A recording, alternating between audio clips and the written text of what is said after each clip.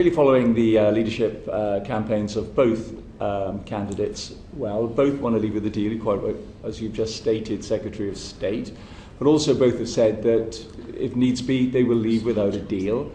Is one of the options for that leaving with Article 24 of GATT so that we can continue with the tariff-free trade with the European Union for a period? Well, the whole of our exit and what relationships we're going to have are dependent on the fact that two parties would come to an agreement. Yeah.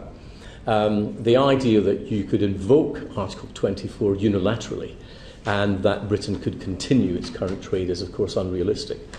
Were we, for example, to get to the end of an implementation period and both parties agreed to continue to trade on the same basis, then you could make the legal case that Article 24 could be invoked. My point is not a legal one, it's a political one. The reason, if I may, Chairman, that one of the reasons that I voted to leave the European Union is that I believe it's a political project more than an economic one.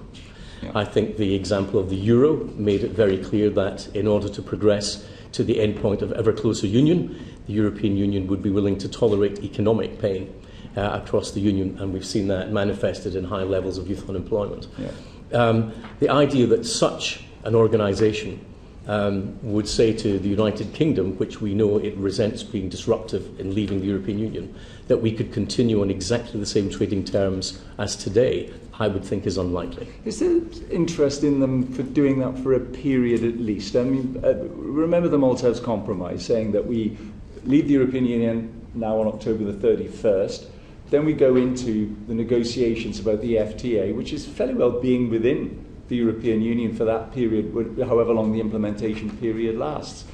I mean, it's very similar, I assume, to going out on Article 24, which would be in both countries' interest, wouldn't it? Well, it's entirely possible to do a lot of things if both sides want it.